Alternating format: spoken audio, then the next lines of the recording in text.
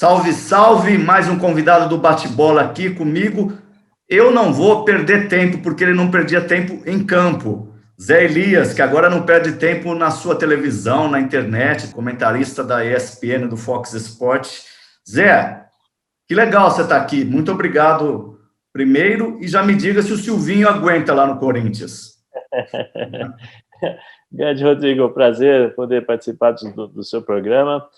Olha, o Silvinho, ele ganhou aí não vou dizer que ele ganhou uma sobrevida, né? Mas ele vai ter que acelerar esse processo de entendimento, primeiro do elenco, para depois ele poder colocar o sistema que ele gosta de jogar, né? Que é a famosa linha de 4. Eu acho que quando ele chegou, as pessoas que estavam ali deveriam ter falado para ele das dificuldades que o Wagner Mancini passou com esse time e com essa forma de jogar o ano passado, que melhorou quando adotou os três zagueiros para poder liberar os dois laterais.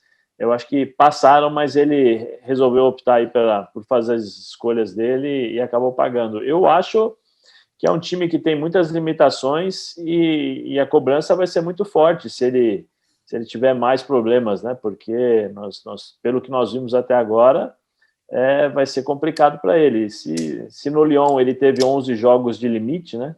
Porque depois ele foi mandado embora, aqui no Brasil funciona de outra forma, né? Então vamos ver. Eu espero que não, eu espero que ele tenha tempo para poder trabalhar, mas a gente sabe que a cobrança e a expectativa em cima do Corinthians, mesmo com o time limitado que tem, é grande. Me responde uma curiosidade, Zé. Você chegou a jogar com o Silvinho? Eu conheço o Silvinho desde os meus 11 para 12 anos, né? Eu era dentinho e ele era dente de leite. Então, quando nós íamos jogar na escolinha, eu fazia preliminar do dente de leite, né? O dentinho fazia preliminar do dente de leite.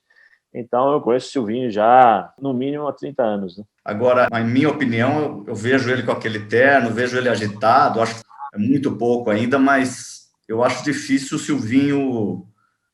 Não sei, né, Zé? É difícil falar, né? É difícil falar. Acho difícil o Silvinho continuar. É difícil falar isso no início de trabalho, porque nós da imprensa também já acostumamos a debater treinador com 2 jogos, né? Nós acostumamos com a cultura dos dirigentes brasileiros. Mas não sei não, Zé. Não sei não.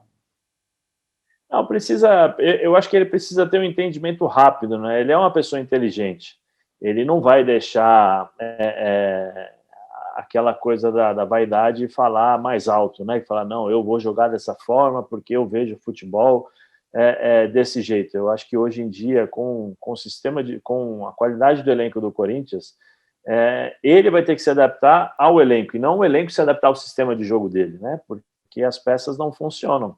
E aqui, assim, você começa a ter uma amostra, né, com 2 jogos. Eu acho que é aquela coisa, ele fez alguns experimentos, fez duas escalações erradas, né, colocou 2 times para jogar de forma, meu modo de ver, equivocada, e aí agora paga, né?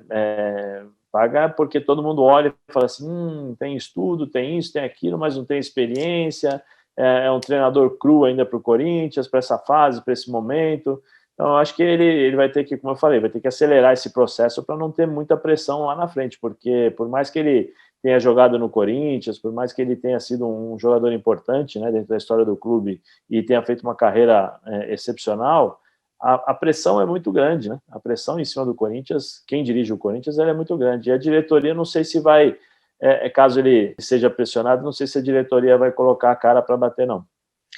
Ele veio anunciando antes de nenhum jogo ainda, ele já veio anunciando que ia jogar com 4 zagueiros, né, Zé? Tá jogando, se eu não me engano, você me corrija, no 4-4-2 aí, e tá tomando gol nas costas do lateral, talvez porque o lateral não esteja jogando como um ala. É mais ou menos essa adaptação que você acha que ele tem que fazer? Assim, nós temos. O Corinthians tem 2 jogadores, Fagner e Piton, né? O Fábio Santos, realmente o Fábio Santos seria o titular para jogar nessa linha de 4, até porque o Fábio não tem mais aquela explosão e a potência física que precisa no futebol de hoje, né? Que é bater e voltar, fazer recomposição. Aí tem o Piton. O Piton, todos nós sabemos, já não é de ontem, né? Do jogo contra o Atlético, mas já desde o ano passado que ele tem dificuldades na fase de marcação. O Fagner ainda consegue fazer esse tipo de trabalho, mas ao mesmo tempo, se você coloca o Fagner um pouquinho mais à frente, libera para poder jogar, você ganha 2 alas. O Corinthians não tem centroavante, o Jô passa por uma fase horrorosa, né? O Jô não consegue jogar.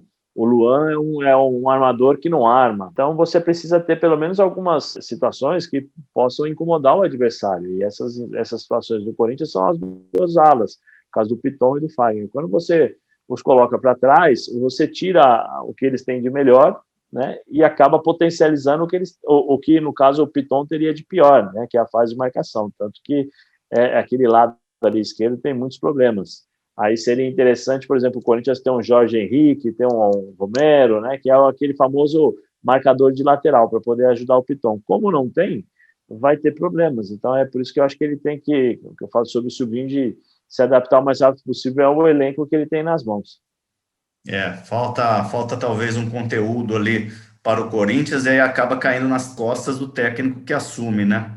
Já que a gente está falando de técnico, Zé, eu queria falar um pouquinho do técnico do Palmeiras, do Abel, que vem sendo aí tema de todas as mesas redondas, as discussões sobre futebol. Você não acha? Eu fiz uma entrevista com o Joel Santana semana passada, e o Joel achou ele muito mala na linguagem dos boleiros, né? Você acha que o Abel está se tornando um cara chato, não está acostumado com as críticas, ou é o jeito dele falar mesmo, ou a torcida está errada, ele chegou e ganhou 2 campeonatos, queriam que ele ganhasse 10? O que você acha do Abel?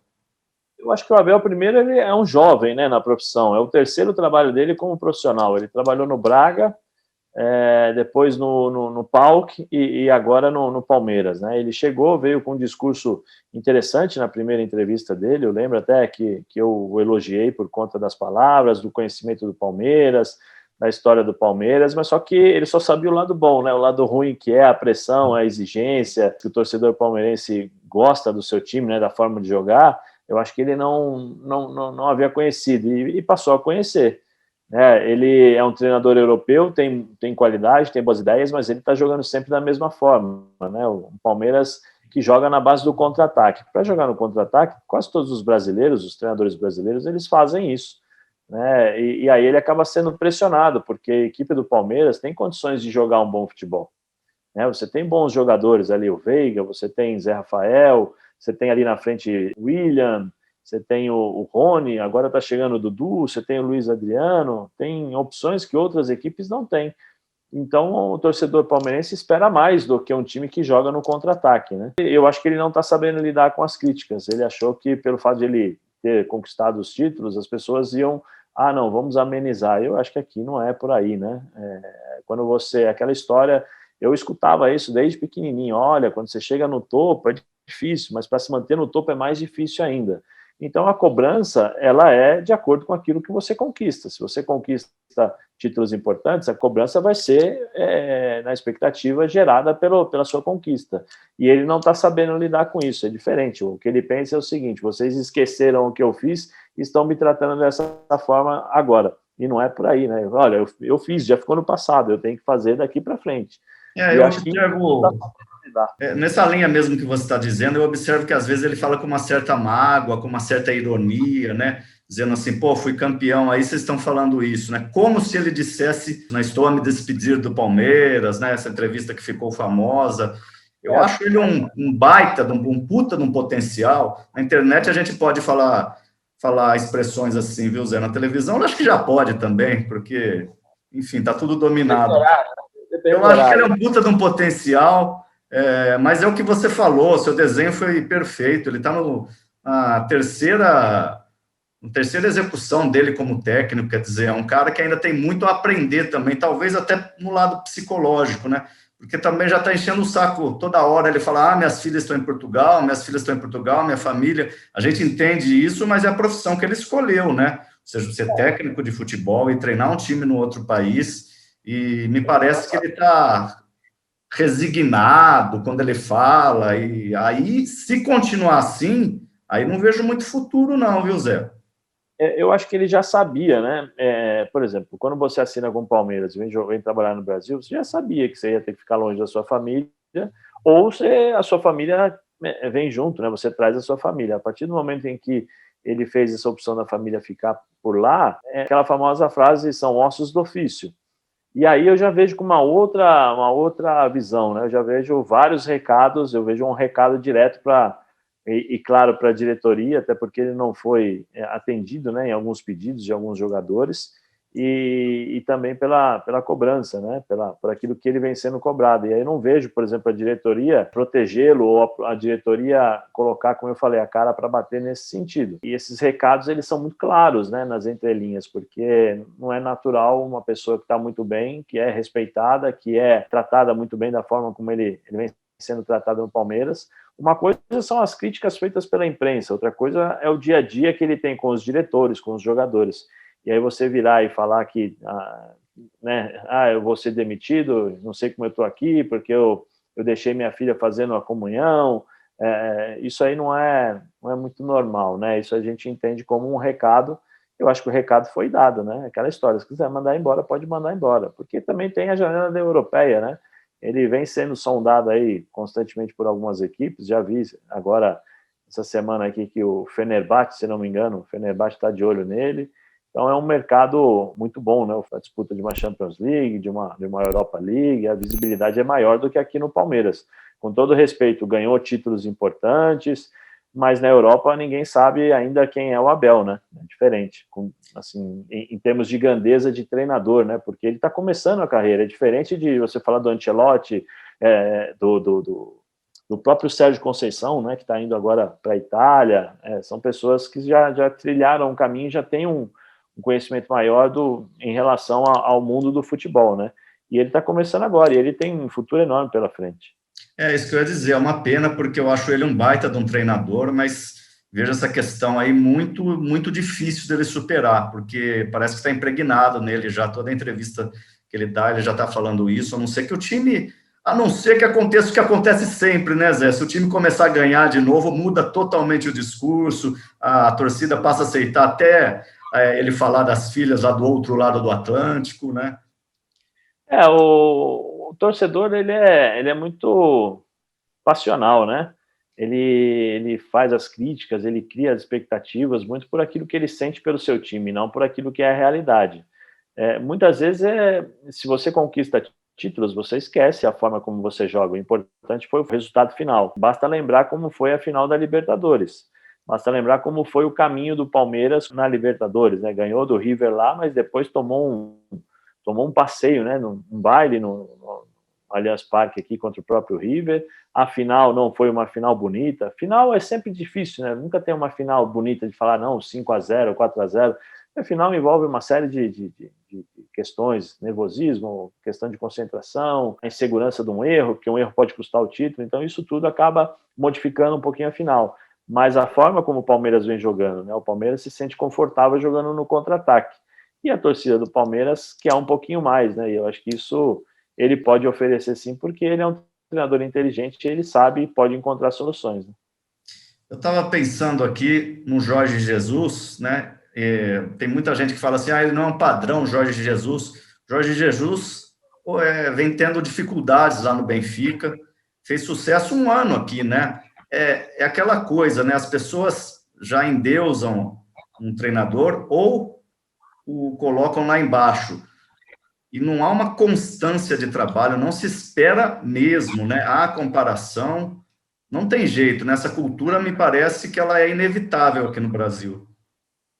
É uma cultura inevitável por aquilo que nós criamos, né? Não só a imprensa, mas a diretoria, os próprios treinadores.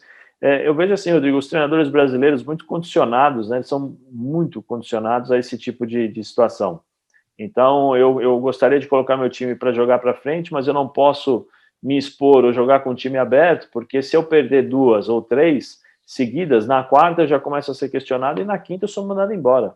Então, isso muda muito a forma de pensar dos treinadores brasileiros, acabam condicionando aquela questão do time fechado, o time no contra-ataque, o time que cria poucas oportunidades. Nós já não temos mais o famoso drible, né, o enfrentamento de 1 contra 1 dos nossos atacantes. Então, isso acaba condicionando tudo, né? E o Jorge Jesus, ele conseguiu ter êxito, né? Porque ele entendeu, e acho que ele veio com aquela ideia do futebol brasileiro, né? Eu vou fazer o seguinte, sem a bola, eu vou colocar colocar um time europeu, é um time que marca bastante, pede, pressiona para tentar roubar a bola e jogar no campo do time adversário, e com a bola eu vou dar liberdade para esses caras jogarem como o futebol brasileiro sempre jogou. Foi mais ou menos isso que ele fez. Ele se aproveitou que tinha uma linha de 4 jogadores que já jogaram na Europa, né, com exceção acho que do Rodrigo Caio. Você tinha Pablo Mari, era Rafinha, Felipe Luiz, né, numa linha defensiva. Isso ajuda demais, porque você acaba construindo essa fase defensiva para dar suporte para o seu ataque. E aí conseguiu êxito. Então todo mundo tem esse tipo de esperança, né? O treinador estrangeiro tal, e o treinador brasileiro acaba ficando com essa pecha, né, com essa marca. O próprio São Paulo veio para cá e colocou a sua forma de jogar. Mas eles também não têm família aqui, né, Rodrigo? Eles não têm nada que os prendem aqui e falam assim, não, agora eu vou ficar eternamente, vou morar no Brasil. Não tem, é diferente do treinador brasileiro. O treinador brasileiro vai mandar embora hoje, amanhã ele tem que procurar clube aqui no Brasil. Os treinadores estrangeiros são mandados embora aqui, tem uma ligação com outros países, tem a possibilidade de encontrar outros mercados, e por isso eles não se prendem tanto a essas decisões e conseguem colocar a forma que eles pensam de jogar futebol. Por que os treinadores do Brasil não pegam lá fora e os treinadores de fora pegam aqui no Brasil, Zé? Que má impressão que os treinadores do Brasil deixam?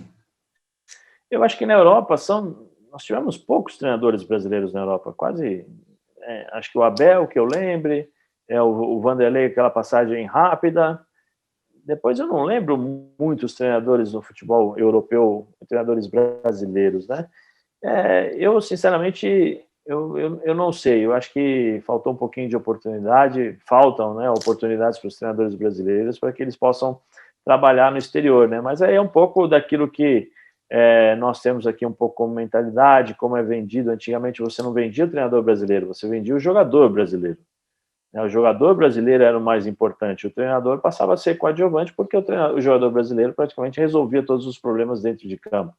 Hoje já não é assim. Os treinadores argentinos, uma coisa é a Argentina com o Maradona, outra coisa é a Argentina sem o Maradona. Então a Argentina teve que realmente colocar uma forma de pensar diferente do Brasil. Então eu acho que eles se adaptaram à ausência de grandes jogadores e transformaram isso em competitividade. E aí você consegue desenvolver um bom trabalho na Europa por conta disso, né? E acho que as possibilidades também os jogadores argentinos, quando passaram pelos clubes europeus, eles deixaram as portas abertas em relação a um futuro treinador, a diretor, a uma vida na Europa. Os jogadores brasileiros dificilmente pensam dessa forma, são poucos. E os que conseguem, normalmente, não chegam a atingir um nível alto de cargo, vamos dizer assim, de treinadores importantes na Europa, porque param e preferem viver a vida deles tranquilamente. Mas acho que é muito disso, né? O brasileiro ainda ele não consegue se desprender da vida do Brasil, né? E o estrangeiro, quando vem aqui, faz o trabalho dele, e como ele não tem raiz aqui, ele faz do jeito que ele acha que tem que fazer, e se não deu certo, ele vai embora. É só ver o que aconteceu com o Ariel Holan no Santos. É isso. Eu achei interessante o que você falou aí, que quando não tem o Maradona, os caras têm que pôr a potência, se esforçar mais, fazer um futebol dinâmico. Como é que um jogador, né, montou um sistema de jogo, né, ou fez da sua seleção, do seu país, ou dos técnicos, ou da cultura do futebol, uma coisa diferente, né, porque como eles não tinham uma referência, não vou nem falar do Messi, porque o Messi não foi o Maradona na seleção, e também foi um tempo bem depois. A Argentina realmente me parece um passo à frente do Brasil nessa questão europeia. E aí você colocou um ponto que eu não tinha pensado ainda, né? De repente o Maradona, ou a falta do Maradona é que fez tudo isso, né? É o que nós estamos passando agora e vamos passar quando o Neymar já não for mais o mesmo, né? Se você analisar, faz quanto tempo que a gente não ganha um título mundial? 2002 foi o último? 2002, coincidência ou não, acho que até 2006 nós tivemos uma das melhores seleções do mundo, com o Ronaldo, mas aí já parando, né, já com uma outra forma de jogar, Ronaldinho Gaúcho com a cabeça, metade, né, da concentração no campo e metade no pós-jogo, o Adriano, que a gente não sabia como ele ia se comportar, Kaká, quer dizer, acho que a última grande geração do futebol brasileiro foi em 2006. Depois de 2006, veja aí, nós não temos mais. O único jogador que nós temos que se aproxima daquilo que a gente tinha no passado é o Neymar. O resto são ótimos jogadores, mas que se você confrontar com as seleções passadas, não tem a mesma qualidade. Então, isso faz a diferença. E aí que entra aquela questão que eu falei sobre você transformar a competitividade pela ausência de um grande craque. No Brasil, o fato de nós termos o Neymar ainda, isso nos deixa meio que acorrentado, porque todos os treinadores que passaram pela seleção brasileira, na época de Neymar, todos procuraram montar a seleção para o Neymar jogar. Né? O Neymar está ali, que nem na Copa do Mundo, nessa última na Rússia, o pessoal questionou muito o Gabriel, né? Tá bom, o Gabriel tinha que fazer a função de centroavante e sem a bola ele tinha que voltar no primeiro volante. O Coutinho tinha que fazer a função de armador com a bola e sem a bola ele tinha que voltar para a lateral para fazer a marcação, para deixar o Neymar parado lá na frente, para ele poder respirar. Quando o Neymar pegava na bola, não eram movimentos automáticos, era o movimento que o Neymar fazia com a bola nos pés, a criação dele, e os outros tinham que se adaptar com aquela coisa do o futebol brasileiro é arte, toque e passa, não existe mais isso, né? Os sistemas europeus de marcação foram criados justamente para tentar anular o futebol brasileiro, o futebol sul-americano, por conta da técnica que nós temos.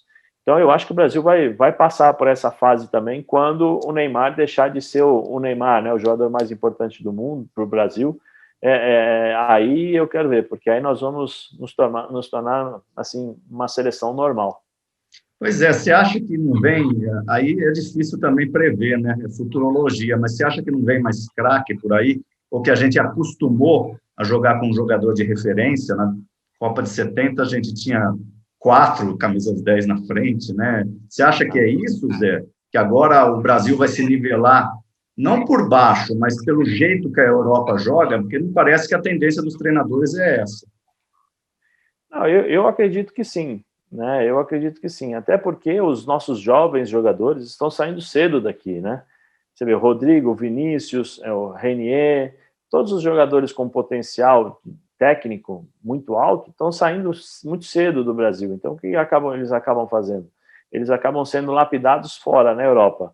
E nessa lapidação, muitas vezes você perde a qualidade técnica no sentido do drible, do improviso, né? Porque assim, o Neymar, quando saiu do Brasil, já era o Neymar.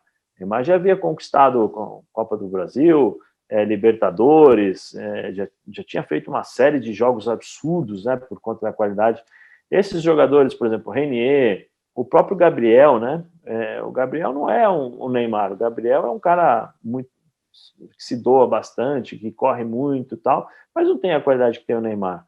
Aí, se você puxar o mais próximo, quem é? O Felipe Coutinho, tecnicamente falando, mas também não é igual ao Neymar. Então, isso já não existe mais. Aí vai forçar os nossos próximos treinadores a entenderem ou criarem uma situação para poder jogar no coletivo. Talvez a gente consiga ser um pouco mais competitivo, né? Ter um pouco mais de esperança em busca de títulos por conta disso. Eu acho que o Tite pode fazer isso muito bem, porque o Neymar agora no Paris Saint-Germain, ele está jogando para o time. Pelo menos as 2 partidas que eu vi contra o Bayern de Munique, ele jogou para o time, ele não jogou para o Neymar e nem o time jogou para o Neymar, né? A gente tem esse costume do grande craque aqui, a gente passar a mão na cabeça e falar, não, fica tranquilo, faz o que você quiser dentro de campo. Não é mais assim, não funciona mais assim, e é uma pena, porque eu acho que o Brasil vai demorar um pouquinho para ganhar títulos importantes. Copa América é obrigação do Brasil ganhar pela disparidade que existe aqui com as seleções da América do Sul. Eu vou te perguntar, então, vou puxar esse fio da Copa América, Zé. O que você acha dessa, se você quiser dizer também, dessa questão toda aí da Copa América tá vindo para o Brasil? Não, eu só lamento porque, assim, nós temos uma situação de pandemia péssima aqui no Brasil, né? Nós temos aí, acho que a média móvel, 2.000 mortes por dia, eu acho que é isso, pelo menos a última vez que eu vi. E aí, por exemplo, não dá para fazer na Argentina, não dá para fazer na Colômbia e você faz no Brasil. Qual a diferença? A situação é complicada, mas a gente sabe, por exemplo, aqui se joga o Campeonato Brasileiro, se joga a Libertadores, jogaram os estaduais, né? E todos criticando e passando por isso. É natural, eu só lamento por conta dessa situação. Agora, que iriam jogar aqui, eu não tenho dúvida, né? Interesse comercial, tem uma série de coisas envolvidas na Conmebol que ela não poderia deixar passar pelos compromissos com seus patrocinadores. Infelizmente é isso, futebol é business também. Futebol é um grande business, né? Não ia deixar mesmo. E tem uma guerra política aí no meio que a gente não vai se envolver, porque o programa aqui ainda é de futebol, de esportes, né? Ô Zé, você sabe que tem uma teoria, vou te colocar numa fria aqui. Tem uma teoria que teve a era Pelé, né? E que a mídia se aproveitou muito disso. A Copa de 70 foi a primeira transmitida a cores na televisão. Depois teve a era Zico. Agora a era Neymar, né? E todos os videogames juntos. A gente estava falando aí dos grandes jogadores, talvez a própria mídia também precise eleger um cara desse para ela vender. Nós estamos falando de business aqui mesmo, né? Para ela vender o produto, né? Não, mas hoje se tem, né? Hoje se trabalha bastante, não só a própria mídia, mas os próprios jogadores, né? Hoje existe a questão das redes sociais, que virou também um negócio absurdo, né? Você vê aí, acho que o Neymar ou o Cristiano Ronaldo, por um post, 1 milhão, 500 mil, 400 mil, Meu 200 mil, Deus. né? Eu acho que é isso, eu acho que é alguma coisa assim. Então, você tem a necessidade de criar personagens a cada jogo, né? A situação e a cada oportunidade. Quanto maior o personagem ele fica, maior a sua possibilidade de ter uma rentabilidade, né? Um retorno financeiro nas outras mídias sociais além do futebol. E a mídia, de uma certa forma, né, a imprensa de uma forma geral, contribui para isso, porque ela também precisa, ela não vive sem os seus ídolos, né? Ela precisa muitas vezes eleger o bonzinho, ele precisa eleger o bad boy, né? O treinador que é a estrela, o treinador que não suporta a pressão, o jogador que não se comporta direito. Quer dizer, acho que isso tudo faz parte já do business, né, do futebol, e tem muita gente que tira proveito disso, como tem gente também que acaba se perdendo e perde a sua carreira, não só no futebol, mas no meio do futebol, né, como se vive intensamente essa questão de marketing. Pois é, eu estava pensando aqui no Adriano, que é um cara que parou cedo, né? E tantos outros exemplos que a gente poderia dar aqui. E eu penso, Zé, já que a gente está falando no Neymar, eu vi a chegada do Neymar para os treinamentos das eliminatórias, e eu achei, assim, meio destoante ele chegar de helicóptero, chegar com uma máscara. Era a máscara do Paris Saint-Germain, se eu não me engano, mas era uma máscara totalmente diferente. Ele também ajuda a criar o personagem, né? Mesmo fora de campo, o Neymar é personagem. E às vezes por alguns assuntos que não são legais, né?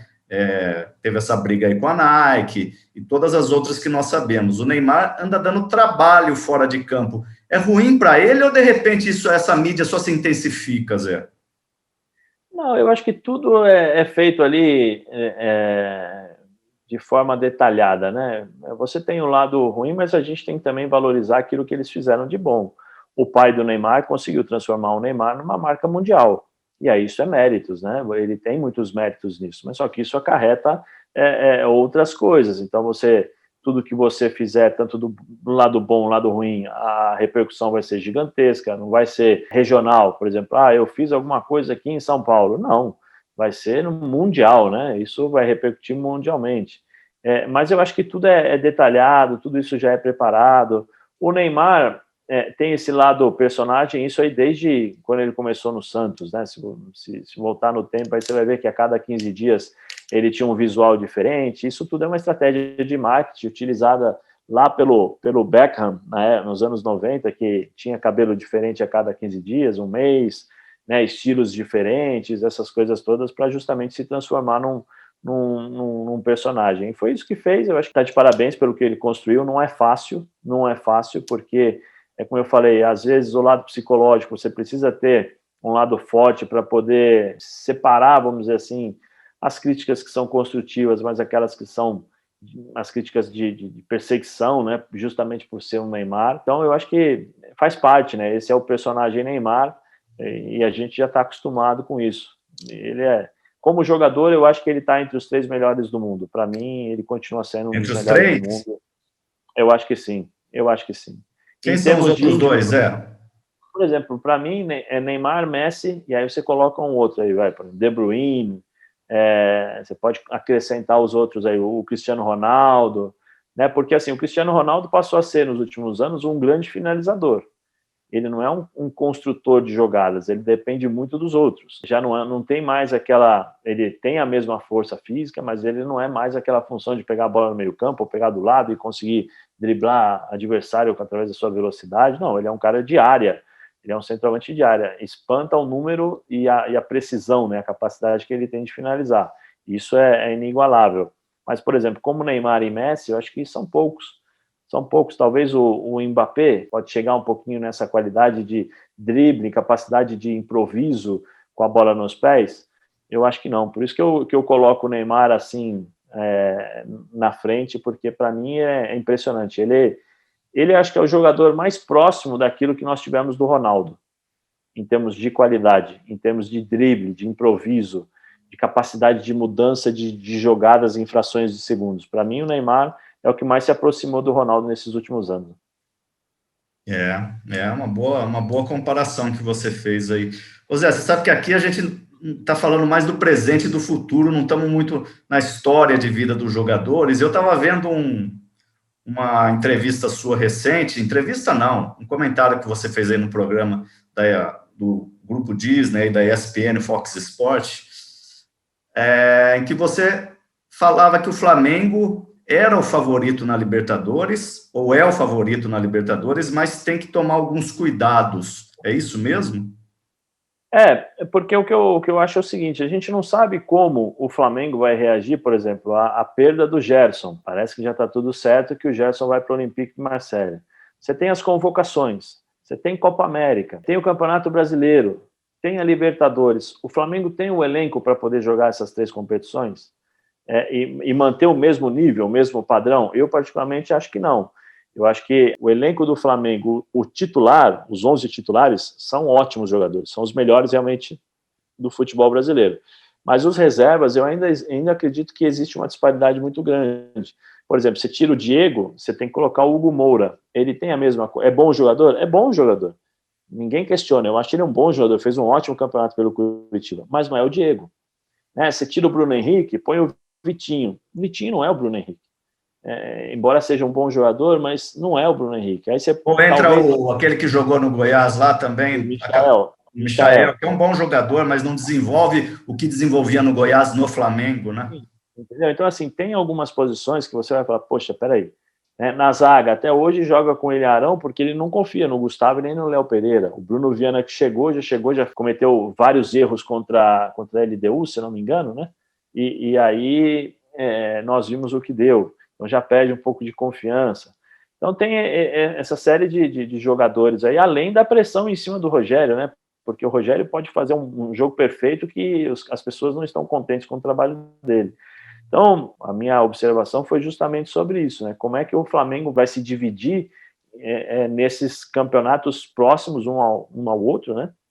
Um calendário apertado com essas possíveis ausências. Então, isso que para mim faz com que, por exemplo, na Libertadores, eu acho que o Flamengo é o grande favorito, mas já não é aquele favorito 100% por conta dessa divisão. Se ele conseguir jogar com os 11 titulares, sempre, eu acho que aí a gente pode considerar o Flamengo o grande favorito, mas como a gente não sabe o que vai acontecer, porque tem eliminatórias, como eu falei, convocação, tem cartões amarelos, tem lesão, tem uma série de possibilidades, e isso pode modificar muito o trabalho do Rogério. Ô Zé, a gente já está encaminhando para o final, aqui é mais curtinho, mas eu vejo seus comentários, eu assisto bastante você, né? A gente está criando aqui uma relação, batendo um papo. Você pensou já, alguma vez, em ser técnico de futebol, Zé? Porque é um absurdo o que você está comentando, né? Você está comentando muito bem. Não, eu vou falar para você que eu pensei lá atrás, né? Lá atrás em ser treinador, mas eu não posso dizer que dessa água eu não beberei, né? Porque a gente nunca sabe. Mas assim, eu não sei Um parênteses aí, o seu companheiro, colega, amigo Alex estava aí com vocês no grupo até outro dia e está indo ser treinador, né? Talvez seja um caminho passar por uma emissora de televisão, esteja se criando um novo circuito para os treinadores do Brasil. Quem dera, né? Quem me dera fazer isso. Né? Mas assim, não posso dizer, sabe, Rodrigo, dessa água não beberei, nunca beberei. Eu acho difícil eu poder fechar essas portas. Eu acho que é um pouco mais complicado pela opção que eu fiz de vida, né? Eu acho que de permanecer um pouco mais ao lado da minha família, jogador de futebol, treinador de futebol, está sempre viajando, o treinador ainda mais com estabilidade em relação ao seu trabalho, né? Porque você chega no dia primeiro, pode ser que você não completa nem 30 dias e depois você é mandado embora. Então, tem muitas coisas que eu ponderei, né, para poder escolher essa questão de trabalhar como comentarista. Pode ser, né? Pode ser. Vamos ver, quem sabe no futuro aí, talvez vamos aceitar novos desafios. Mas, assim, talvez um auxiliar, para mim, seria mais tranquilo, porque a responsabilidade fica para o treinador e não precisa viajar de avião, né, que eu não gosto. Você não gosta de viajar de avião? Por quê? Não gosto, tenho medo, sempre tive medo. Mas você é um cara que jogou na Europa, sempre viajou.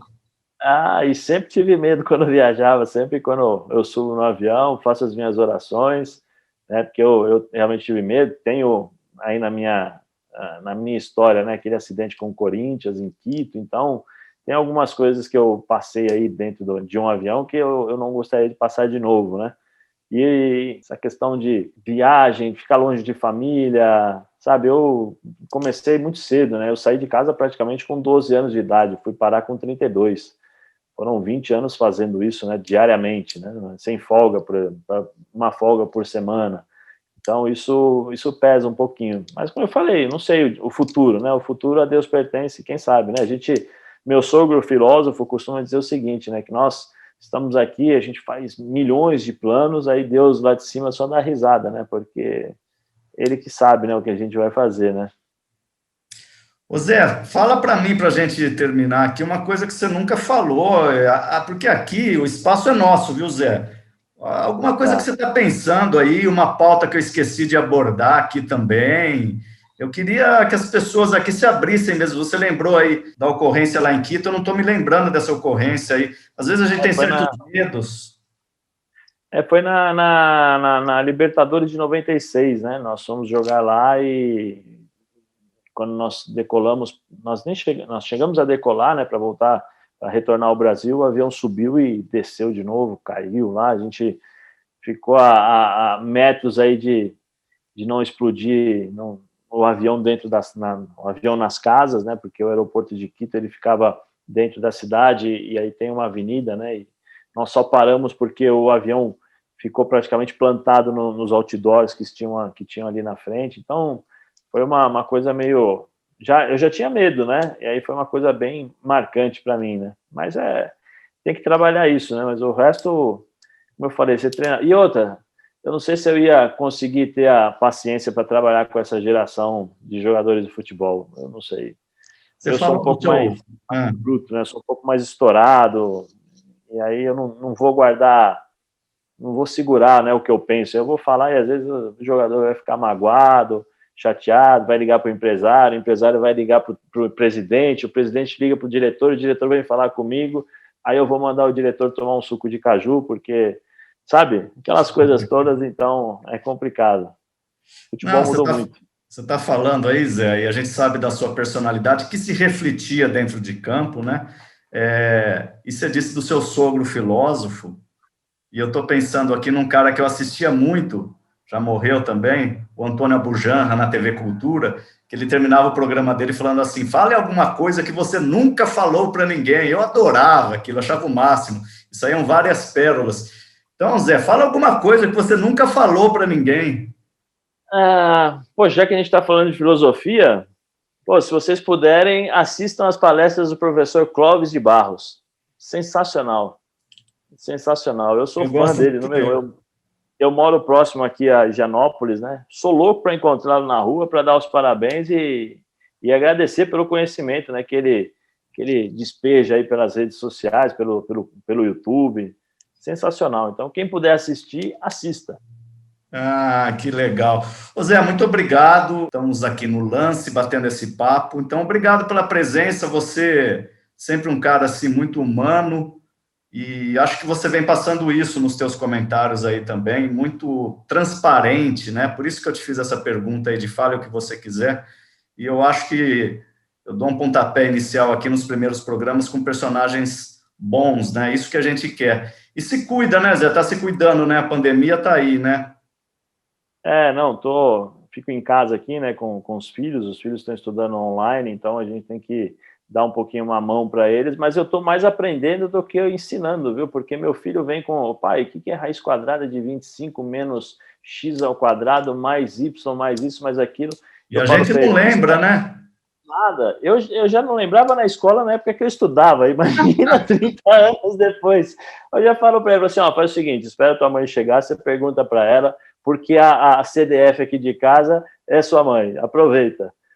Então, tem esse lado da pandemia, mas assim, sabe, Rodrigo, primeiro eu quero te agradecer pelas palavras, mas eu sempre aprendi com meu avô o seguinte, eu não sou mais do que ninguém, e ninguém é mais do que você, né, do que eu, entendeu? Nós somos todos iguais, então eu sempre procuro ser o que eu sou no dia a dia, entendeu? Eu não sou um personagem, né, porque o personagem tem data de validade, então eu procuro ser transparente, procuro, as pessoas acho que me assistem sabem que eu estão me olhando e estão vendo que eu estou falando o que eu penso realmente, né? Eu não preciso ficar dando voltas ou puxando o saco de um ou puxando o saco de outro, ou porque eu joguei no Corinthians eu tenho que ficar elogiando sempre o Corinthians.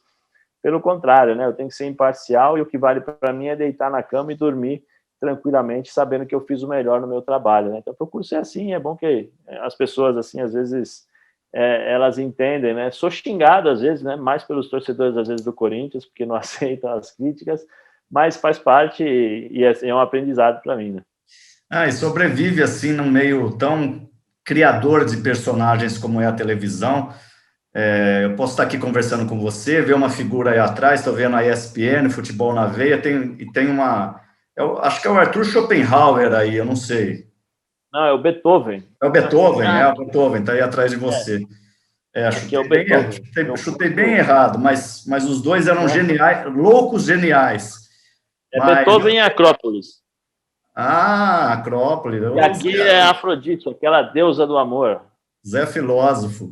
Mas eu ia dizer isso mesmo, Zé. Não adianta eu olhar e falar assim, olha, tem uma Acrópolis aí, quer dizer, e rir, achar legal, quer dizer, tem que ter um conteúdo atrás, né? A gente tem que se acostumar, eu, pelo menos, também venho de uma escola de jornalismo, em que se fala o que se é, né? Quer dizer, o que eu construí, o meu repertório cultural, meu repertório de família, o meu repertório de estudo mesmo.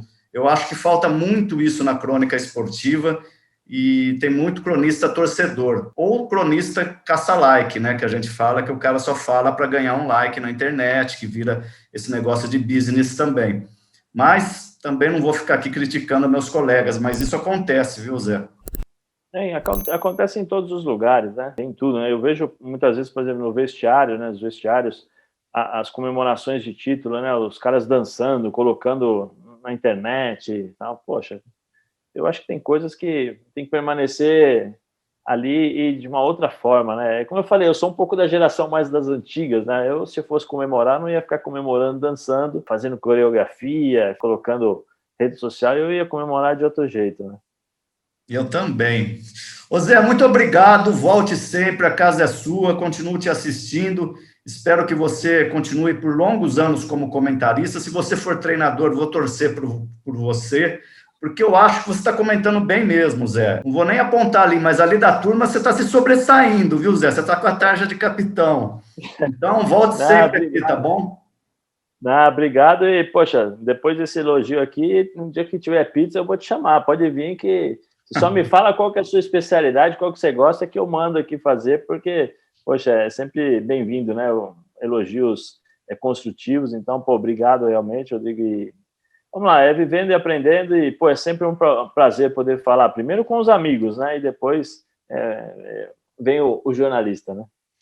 Zé, muito obrigado. Então, a gente vai se despedindo, é isso, é a pizza dos amigos, é o bate-bola dos amigos aqui. Tchau, obrigado e até uma próxima, hein, Zé?